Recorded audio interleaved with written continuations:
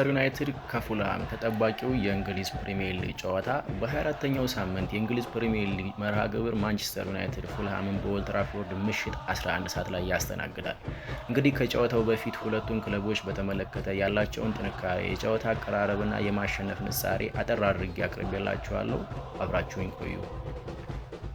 በማይክል ካሪክ ጊዜ አሰልጣኝነት ስር የሚገኘው ማንቸስተር ዩናይትድ ባለፉት ሁለት ጨዋታዎች አርሰናልና ማንቸስተር ሲቲን በማሸነፍ በጥሩ መነሳሳትና ወኔ ላይ ይገኛል።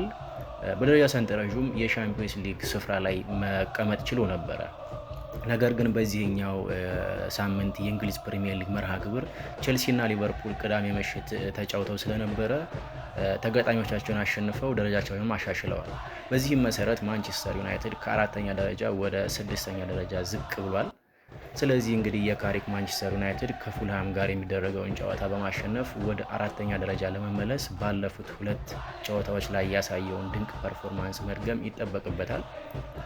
በሌላ በኩል የፉልሃምን ሁኔታ ስንመለከት ፉልሃም በአሁኑ ሰዓት በደረጃ ሰንጠረዡ ሰባተኛ ላይ የሚገኝ ሲሆን ባለፉት 8 የፕሪሚየር ሊግ ጨዋታዎች 5ቱን አሸንፎ በሁለቱ አቻ በመውጣት የተሸነፈው በአንዱ ብቻ ነው።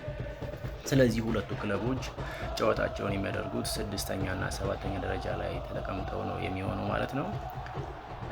ከዚህ በፊት የነበራቸውን ግንኙነት ወይንም ሄድ ቱ ሄድ ሪከርድ የሚለውን ስንመለከት ዩናይትድ በሜዳው ከፉልሃም ጋር ባደረጋቸው ያለፉት 20 የፕሪሚየር ሊግ ጨዋታዎች የተሸነፈው በአንዱ ብቻ ነው።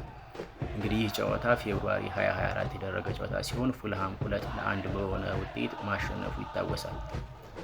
እንዲሁም በ2024-2025 የውድድር ዓመት ፉልሃም ዩናይትድን በኤፍኤ ካፕ ዋንጫ ውድድር በፔናልቲ ሹታውት ማሸነፉ ይታወሳል። ስለዚህ በሁሉም የሀገር ውስጥ ውድድሮች ማለትም ዶሜስቲክ ኮምፒቲሽን ከ21 ጨዋታዎች ውስጥ ፉልሃም ዩናይትድን ማሸነፍ የቻለው 2 ጊዜ ብቻ ነው።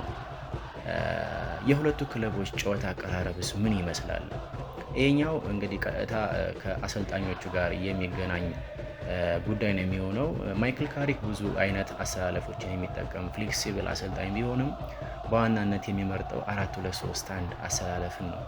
ይህንን አሰላለፍ ባለፉት ሁለት የማንቸስተር ዩናይትድ ጨዋታዎች ላይ ተጠቅሞ ውጤታማ መሆን ችሏል።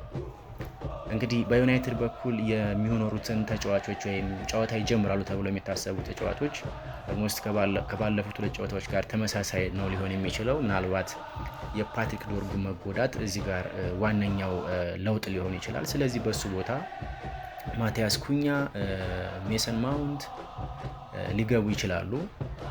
ስለዚህ ሌላው ባለበት ይቀጥላል ብዬ አስባለሁ። ምናልባት ማይክል ካሪክ ሌላ አማራጭ የሚጠቀም ከሆነ በአጥቂ ቦታ ላይ ቤንጃሚን ሼሽኮን በማሰለፍ ብራያን ምቤሞ በቀኝ ክንፍ፣ አማድ ዲያሎን ደግሞ በግራ ክንፍ በኩል በማሰለፍ ጨዋታውን ሊጀምር ይችላል የሚል ግምትም አለኝ። የፉልሃም አሰልጣኝን ስንመለከት እንግዲህ ማርኮ ሲልቫ በተመሳሳይ 4-2-3-1 አሰላለፍ የሚጠቀም አሰልጣኝ ነው።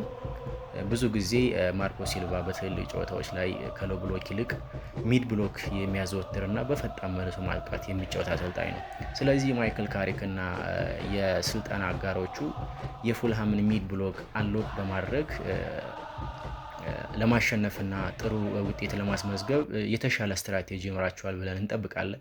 አንዳንድ ቁልፍ መረጃዎችን ስንመለከት በሁለቱ ቡድኖች መካከል በኦልድ ትራፎርድ በተደረጉ ያለፉት 10 የፕሪሚየር ሊግ ጨዋታዎች ዩናይትድ በ10ሩም 20 ጎሎችን ሲያስቆጥር ፉልሃም ደግሞ በ6ቱ ጨዋታዎች ብቻ 9 ጎሎችን ማስቆጠር ችሏል። በዩናይትድ በኩል ብራያን ምቤሞ እና በፉልሃም በኩል ደግሞ ሃሪ ዊልሰን በዚህ የውድድር ዓመት እያንዳንዳቸው 8 ግቦችን በማስቆጠር የክለባቸው ከፍተኛ ግብ አስቆጣሪዎች ናቸው። ስለዚህ የሁለቱ ተጫዋቾች ፐርፎርማንስ በጉጉት ይጠበቃል ማለት ነው።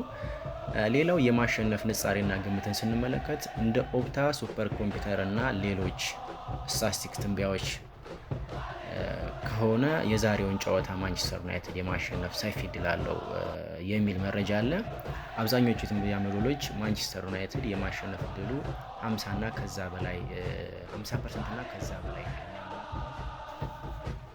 ማጠቃለያ ምንም እንኳን ዩናይትድ ማንቸስተር ሲቲ እና አርሰናልን በማሸነፉ እንዲሁም ባለፉት ዓመታት በፉልሃም ላይ የወሰደው ብልጫ የማሸነፍ ቅድሚያ ግምት ቢሰጠውም ፉልሃም ባለፉት 8 የፕሪሚየር ሊግ ጨዋታ የተሸነፈው አንዱን ብቻ በመሆኑ ጨዋታው ከባድና ፈታኝ እንደሚሆን ይጠበቃል። አንዳንድ መረጃዎች ፉልሃም አቻ የመውጣት ወይም የማሸነፍ ላይክ ደብል ቻንስ ሊኖረው እንደሚችል ይጠቁማሉ። ከላይ እንደነገርኳችሁ ኦፕታና ሌሎቹ ትንበያ ሰጪ ተቋማት የሰጡት ግምት ለዩናይትድ ነው የማሸነፍ እድሉን ከ50% በላይ ዩናይትድ ያሸንፋል የሚል ግምት አስቀምጠዋል። እስኪ የእናንተን ግምትና አስተያየት አጋሩኝ። አመሰግናለሁ።